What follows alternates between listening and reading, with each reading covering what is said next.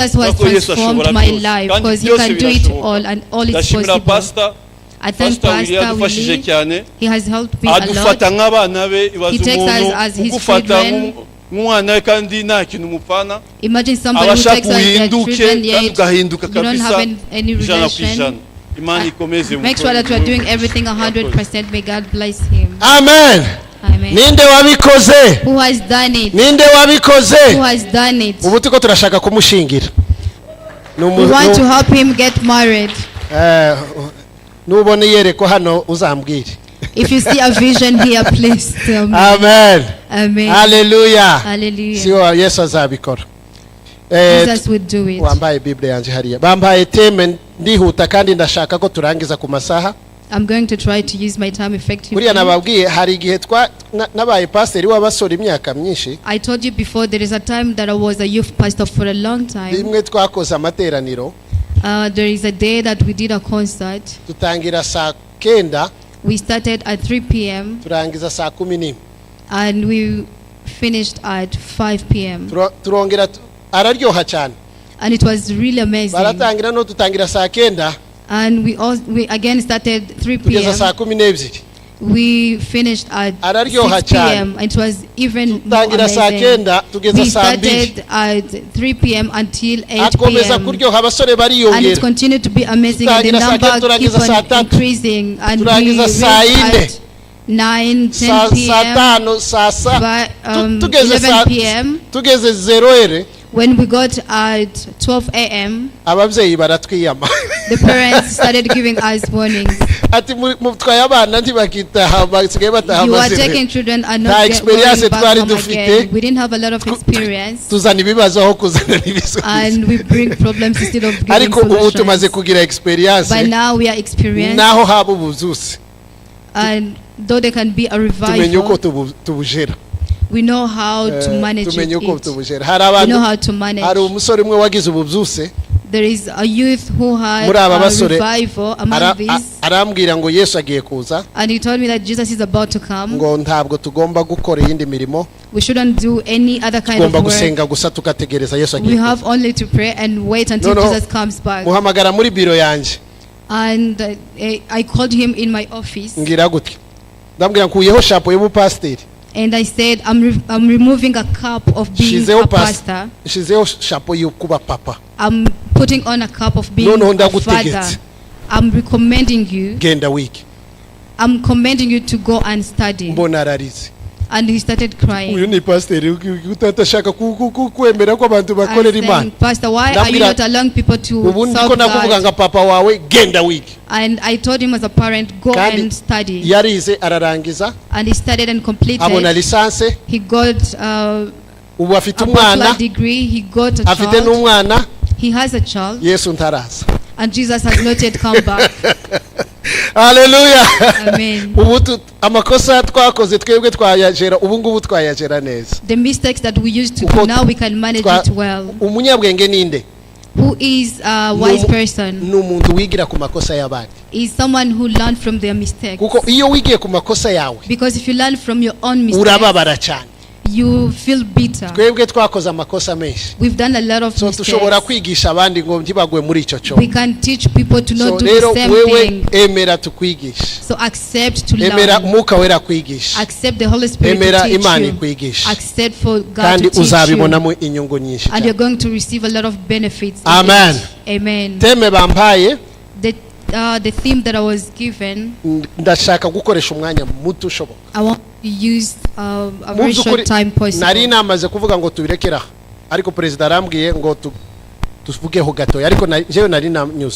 We're to share briefly.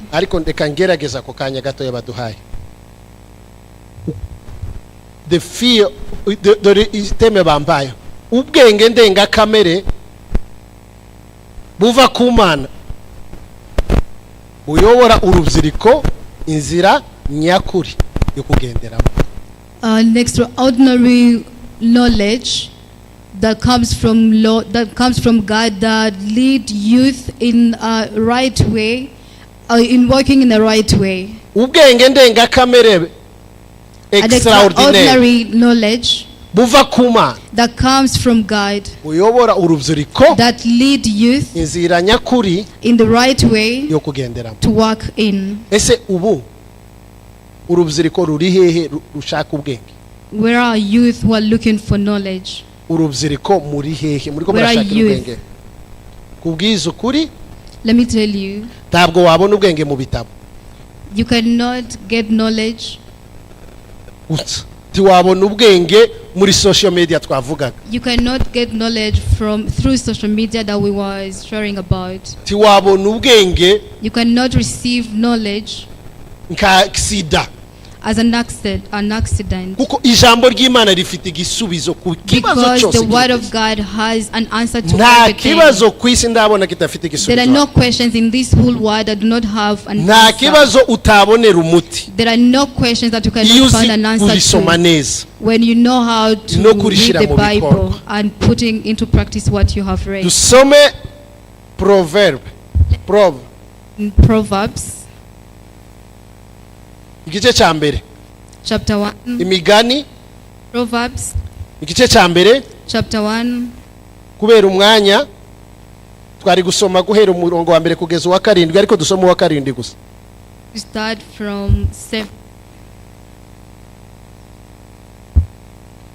Yagira usomera. Nimba cyangwa nsome hano. Kubaha uwiteka niyo shingiro yo kumenya. Ariko umupfapfa ahinyura ubwenge n'ububwirizwa. Amen. Kubaha uwiteka niyo shingiro yo kumenya. The fear of the Lord is the beginning of knowledge. Kubaha uwiteka. The fear of the Lord. Hari kindu utashaka kumva cyane. Iriyo icyongereza nicyo kivuga neza. The fear of the Lord. La crainte de l'Éternel. The fear of the Lord. Nasanze abantu benshi I've found that a lot of people batinya amadaimoni. They are scared of demons. Batinya Satan. They are scared of Satan. Kurusha uko batinya Imana. More than they are scared of the Lord.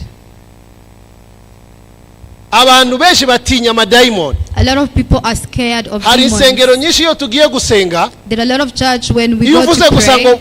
Tugiye kwirukana amadaimoni mu izina rya Yesu. When you say that you're going to chase demons in the name of Jesus. N'uwari usinzira ahita abyuka ati mu izina rya Yesu. Somebody who was sleeping, they wake up immediately in the name of Jesus. Nuko afite ubwoba. It's not because they want to do it. Atayo amadaimoni ashobora no kunyinjiramo barayirukana kanyinjiramo. And they chase rero niyo bavuga mu izina rya Yesu. They do it with a higher voice so that the demons will not come to them. Batinya amadaimoni kurusha uko batinya Imana. People fear demons more than they fear God. But the word of fearing God, it's not a negative word. It's not a word that says that you have to flee from far.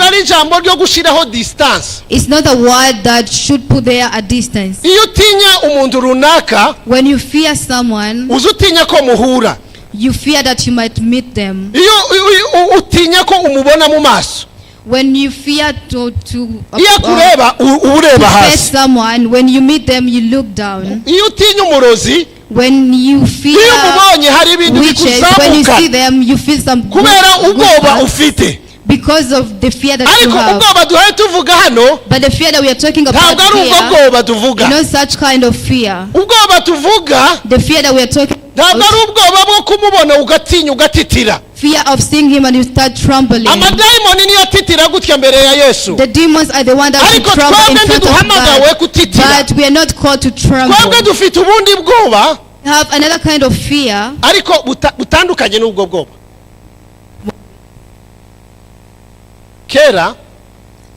Long time ago, I used to play football with my kids. My daughter and I could be in the same team. And the older boys could be in another team.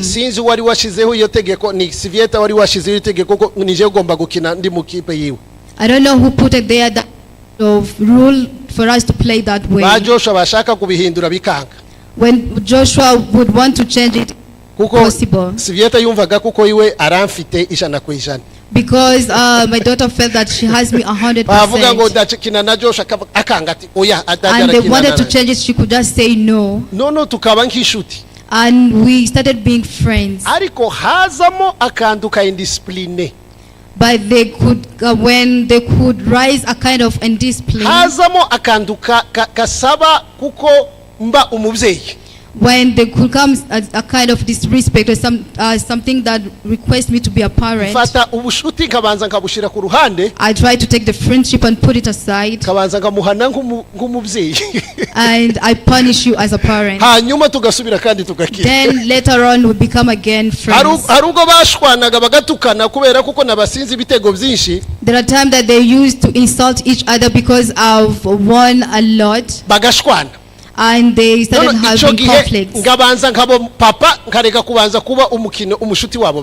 that time I started being act as a friend instead of being a team member or player mate. That is the same way that God is.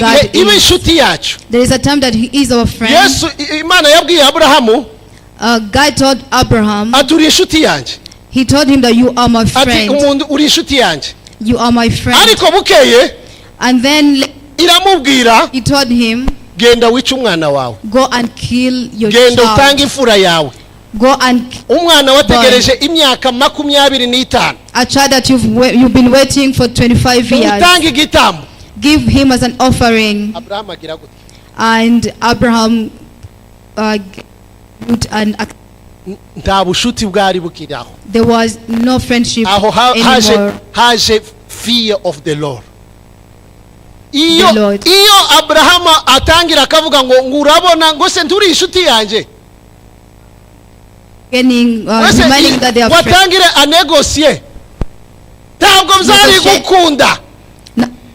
Kuba inshuti y'Imana. Being a friend of God. Nugukora n'ivyo gusabye is doing what He has said. Even when you don't even when you don't want to, you do it. You do what He has requested you to do because you fear God. You fear God.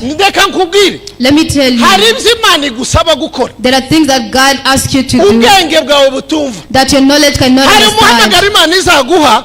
There is a strength that God is going to give you. That all of people will try to criticize you. People will start telling you that you are crazy. Your friends will start calling you crazy. Your husband will start calling you crazy. Your neighbors will start calling you crazy. But because of the fear that you have, because of what you discuss with the Lord, because you have the knowledge of God, you will not confess, you will do what the Lord has asked you to do. You will do it that way. Even though you are not understanding. Even though you are not understanding.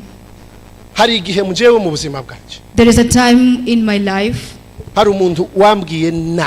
There is someone who told me bitter words.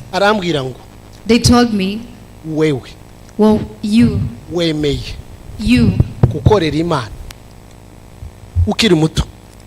who is serving God while you are still young, you are going to die poor. You are going to die poor.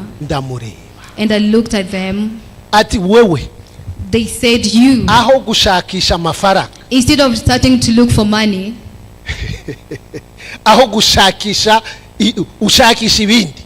instead of trying to look for different things, you are going to serve God. You are going to die poor. You are going to die poor. But because I knew God, because I feared God, because I wanted to know more about God, that time, there is another knowledge that is required. There is an extraordinary knowledge. The time that we went in Europe, we got there. All the youth, they started taking drugs, they started attending nightclubs. They started selling drugs. Umwe yagurishaga akadroge kangana gute bakamuha amadolari $200. Someone could sell a very small quantity of umunsi umwe agakorera ibihumbi 2,000 by'amadolari. And they could earn $2,000 a day. No tukaja gusenga twebwe. And for us, we could go to church. Uri guru mana, uri guru. You are great, God. You are great. Uri guru. Wabona ari inkuru. Uri guru mana, uri guru. Imirimo y'amaboko. The works of your hands. Ukabona ntayo mbaye mbona irahebuje.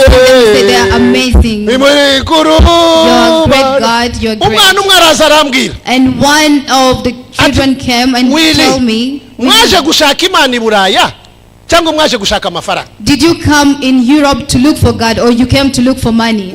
Zose. And I said all. Zose twaje kubisha. We came to look for both. Arambwira ngo. And he told me, Imana, God, iri muri Afrika. God is in Africa. Hano ntayihaba. There's no God here in Europe. Imana yavuye hano yarahunze. God has fled here. Nimba ushaka Imana, if you really want God, subira muri Afrika. Just go back to Africa. Niho uzayibona. That is where you're going to find him. Here, ni faranga. It's only money. Ndamubwira wapi? And I said no. Bakagenda yavanga hano ni Cyangugu. They could go from here to Cyangugu. Agafata indege. And they could just take akambara imyenda ya ibihumbi 2,000 by'amadolari. Ibihumbi 2,000 by'amadolari amakositimu. $2,000. Umwaka wa mbere. First year. Barasa n'abatunesheje. And they were trying to attract us. The second year. Yewe bagenda gutya. They started working like that. Abasore bagezweho. Were just updated young men. Bari bafite amatelefoni ico gihe. They had phones during that time. Twebwe da uratekereza no gufata yaza agayishira hano yasona akabanza kareka 30 minutes mukabanza mukumva guhayisona. And when the phone could ring, they could keep it for 30 minutes for you to hear that it's ringing. Tuja mu bintu byo gutinya Imana gusa. But for us, we started fearing God. Umwaka wa gatatu. During the third year, tutangira kubona akazi. We yo gukora muri station. Getting jobs to work on stations. Cyane. Ariko natwe tutangira kugura akakwetu. But we started being able to buy shoes, to buy good watches. Utangira kugura akashati keza. And we could buy good necklace. Umwaka wa kane. During the fourth year, batangira kubafunga. They started putting them into prison. White people started learning about them. Bakamufata. And they could catch them. Bamukatiye imyaka 15 muri prison. They could give them 5 years into prison. Akagenda kugurisa amadroge. When the second one could go to sell drugs, they could shoot guns to them and they could bring abantu bose baravuga ngo abanyafrika hano bariko barababica kubera kugurisha amadroge. And they start saying that they are killing Africans because of selling drugs. Police irahaguruka. And the police stood. Bamwira barasa. They started shooting them. They started putting them into prison. No, natwe tutangira gukomera. And during that time we started becoming almighty. We started now behaving like African. But today, repeat today. All those things that they used to have, they are the things that now we have. A lot of them have died. A lot of them have left. A lot of them have been forgotten. When I got in Europe, one of them told me, can you give me $20? Can you give me $20? I told them, I'm not going to give you 20, I'm going to give you $100. And they asked me, what am I going to do? And I said, you should go back where we started from your great God. When you do this, when you start like this, those who are in Christ, they start looking like they are left behind, but they start coming slowly, start coming saying bye, and that's and using those things for those who have been dead, have been left behind. You find that they have died, you find they have been left behind. For those who trust God, that might be shaken. Amen. I wish uhore muri ibi. I wish you can all be. Mu myaka 5 iri imbere. I want you that in 5 years. Mwavuga izindi nkuru. You can start talking about a different kind of story. Ikibazo. The problem is mixing up. Ikibazo. Ikibazo. Nukutagira ubwoba uwiteka. Not having ear to comment. Uvuge ngo ikimana ntigishaka. Starting saying that this is something that God do not want. Reka ndangize. Let me finish. Kubera umwanya nari gusoma amaverse ariko reka nsome Yesaya. Let me read in Isaiah. Isaiah 40. Isaiah 40. Umwanya n'umwanza ariko nari ku developa cyane na yandi maverse yose. Iravuga ngo mbese ntiwabimenya. Umva. Ngo ese ntiwabimenya. Ese turabyumva? Question mark. Itangire n'ibibazo. Ngo ese turabimenya wa mugabo we, wa musore we, wa mukobwa we. Ese ntiwabimenya? Turabyumva. Imana ihoraho uwiteka umuremyi w'impera z'isi. Tirambirwa, tiruha. Ubwenge bwayo tiburondoreka. Niyo iha intege abarami. Kandi itibashije imwongerera imbaraga. Abasore b'imigenda bazacogora baruhe. N'abasore bazagwa rwose. Ariko abategereza uwiteka bazasubizamwe intege nsha. Bazatumbira mu kirere baguruke amababa kibisiga. Baziruka be kunanirwa. Bazagenda be gucogora. Mukomereye amashi cyane. Nari ku developa cyane ariko umwanya ni mutoya. Iravuga ngo ese ntiwari wabi. Imana uzi reka mvuge kuri kukizu. Iki kizu. Let me talk about the ego. Ngo mukire bazakoresha amababa uwiteka bazamikisha kikizu. Ego. Hano haravugwa ngo ikizu. Here it says ego. Ikizu ni inyamaswa yihariye. It's a specific or a special animal. Niyo kuriya bavuga ngo intare n'umwami w'isha. As they say that lion is a king of forest. No umwami w'ikirere ni ikizu. And the king of the air is ego. Iyo ntiguruka nk'izindi nyoni zose. It doesn't fly like other normal birds. Izindi nyoni. Other birds. Iyo haje imihengeri kazi. When there is a lot of wind. Zirahunga. They zikabisa iyo mihengeri. And they give the wound in a way. Bigahunga. They start to flee. Tabibazo bishaka. They don't want problems. Bikaja kwihisha. They start going to hide. Kandi iyo volcano igiye guturika. And when the volcano is about to erupt, inyoni zirabimenye zirahunga. The birds knows it and they flee. Iyindi sense y'ituruti yacu. They have another sense that is beyond what we have. Observe bakavuga ati hano ikinuka kigiye kurukuri. They can observe and say the volcano is about to erupt. Muri America, in the US, iyo igiye kuza. When izisenya ziriya za hurricane. When the hurricane is about to happen, inyoni ziba zagiye kera. Birds, they are the ones to flee first. No ariko ikizucu. But for the ego, suko kiza kimera. It's not like that. Ico kundu kiza kiguruka no. The way it flies, iyo kibonye uriya muyaga ukomeye, when it see a very massive wind, kirahaga, it stands kikawutegereza and wait and start shaking. Ugahuha and start shaking. Kikawureba kigira na vision iri and start working. It has an extraordinary vision. Kikareba. It start watching. Chamva umuyaga uraje. When it feels that there is a lot of light, wa motomoto, that one that is really serious, kikawusimbukamo, and it start flying within that wind, kikajamo, and it passed through that wind, kikareka umuyaga ukakizamura, and it let the wind to take it far. Ukakizamura, and the wind can lift it, it doesn't do the same thing that other birds do, but the wind starts lifting it lifts it, it lifts it up, it lifts it up, it lifts it up, And he started going with it. He started going with the wine. He started going with the wine. When it reached far, when it gets far in the sky, now it get out of the wine and it start now flying, looking down, because it's the king of air or the sky. The Christians, that's how you should be. When you see problems, you shouldn't flee from the problems. You need to watch them. You need to watch and wait. Wait. And start flying with them. Because with God, there's nothing that the wine can do to you.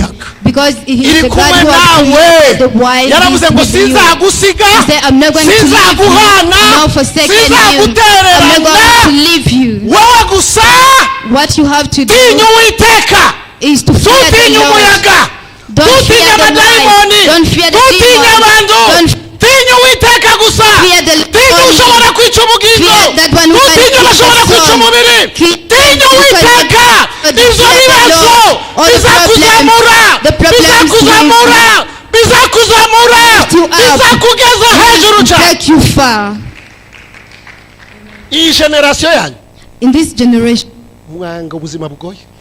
In this generation, you are scared of tough life. You have fear of things that are hard for you. There is that young man that is called ChatGPT. That man ChatGPT has made life easy. You ask it about everything. There are people who no longer talk to others. There are people who does when they have depression, they ask ChatGPT, what should I do about it? There are people no longer do homework. There are people no longer learning. Because everything you're asking ChatGPT. If it's a man, if it's a woman, I don't know. I once asked you, are you a man or are you a woman? And he said, I'm neither a man nor a woman.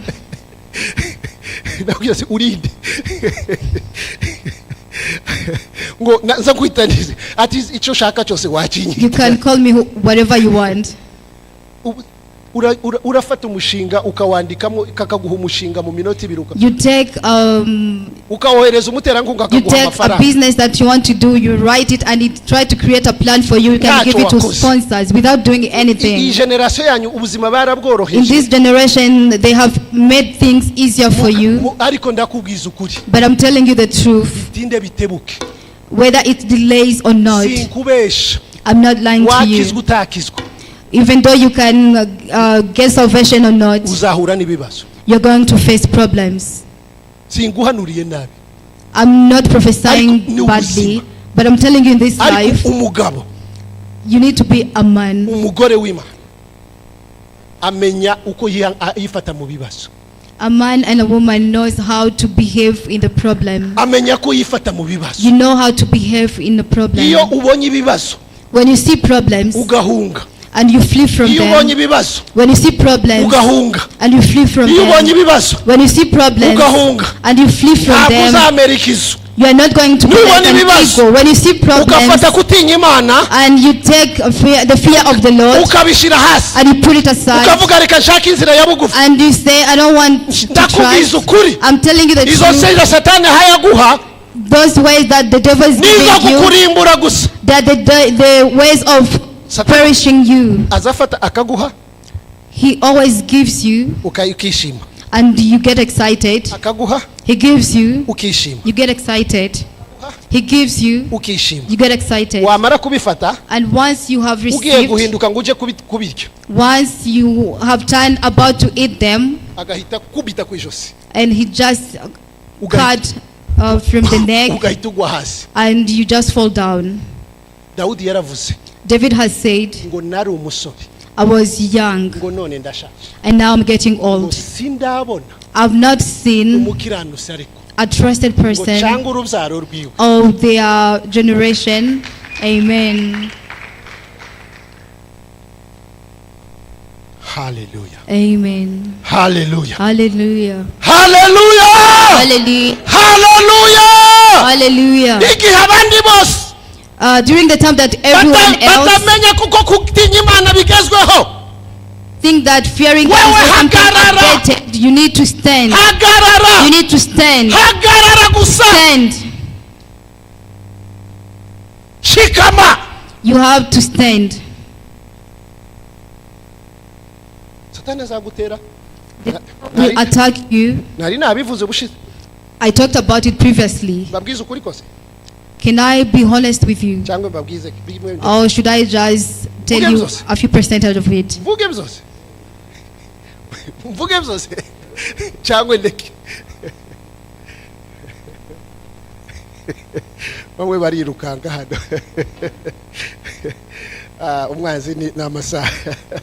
Hallelujah. Amen. I want 2 young men to come here. And 2 girls. Turangiriza amasaha n'umwanzi nimuze ha abahungu babiri 2 young men n'abakobwa babiri and 2 girls.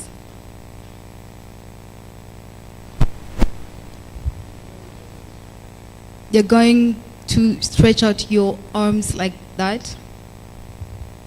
Muguruki. You're going to fly. Muguruki. Fly. Muguruki cyane. Muguruki. Fly with a lot of thrust. Muguruki. Fly. Muguruki. Fly. Urumze rikorwa hano hose. Young people. Muguruke. Fly. Muguruke. Fly. Muguruke. Fly. Muguruke. Fly. Muguruke. Fly. Muguruke. Fly. Namwe muhaguruke. I want you all to stand up. Namwe muguruke.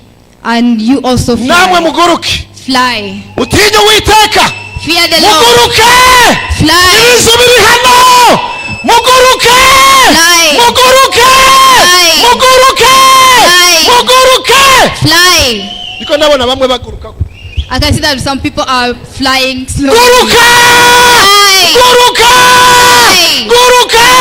Fly. Guruka. Fly. Guruka. Fly. Guruka n'ubwoba butinye uwiteka. Fly and fear the Lord. Zamura. Rise up your hands. Abaririmbyi ribaze hano. I want the worship team here in front. Hallelujah. Hallelujah. Subira muri aya magambo. You need to repeat these words. Say, Lord Jesus, umpe kugutinya. Give me the fear of you, to fear you. Umpenye ubwenge. Give me knowledge. Umpe kumva. Give me to listen. Umpe kubaha uwiteka. Give me respecting, obeying the Lord. Umpe kuba ikizu. Give me being an eagle. Kizaguruka. That will fly. Hejuru. Ibibazo byose. Beyond all the problems. Zahura nabyo. Hejuru. Beyond ibigeragezo. All the trials. Zahura nabyo. Going to me. Guhera uyu munsi ma. Starting from today. Ndashaka. I want. Umwuka wawe. I want your Holy Spirit. Nakeneye. Umwuka wawe. With your Holy Spirit. Sinshaka. I don't want. Umwuka w'isi. The spirit of the world. Sinshaka. I don't want. Umwuka w'ubwoba. The spirit of umwuka wo kuguruka hejuru y'ibibazo hejuru cyane hejuru zagutegereza igihe cyose uzazira sizaramirwa sizava mu nzu yawe zahora mu nzu yawe zagukorera n'umutima wanje wose vuga ngo imbaraga umusozi Siyoni uzabasha kunyeganyezwa. Amen. Imbaraga Yesu duha imbaraga kabaza kamuhana imbaraga tureke gutinya ibibazo. Stop fearing problems. Tureke gutinya ibibazo. Stop fearing problems. Tureke gutinya imiyaga. Stop fearing problems. I stop fearing problems.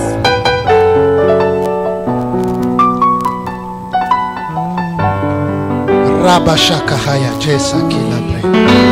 O shandaria mana. Rebo shaka haya jesa kila bre. O shababa baba. O shandaria mana. Leki ya baba haya jesa kila bre. O shababa haya. Yesa kila bre. Pinyuke man. Pindure I want to change and change others. I want to change, Lord, and change others. In the name of Jesus. In the name of Jesus.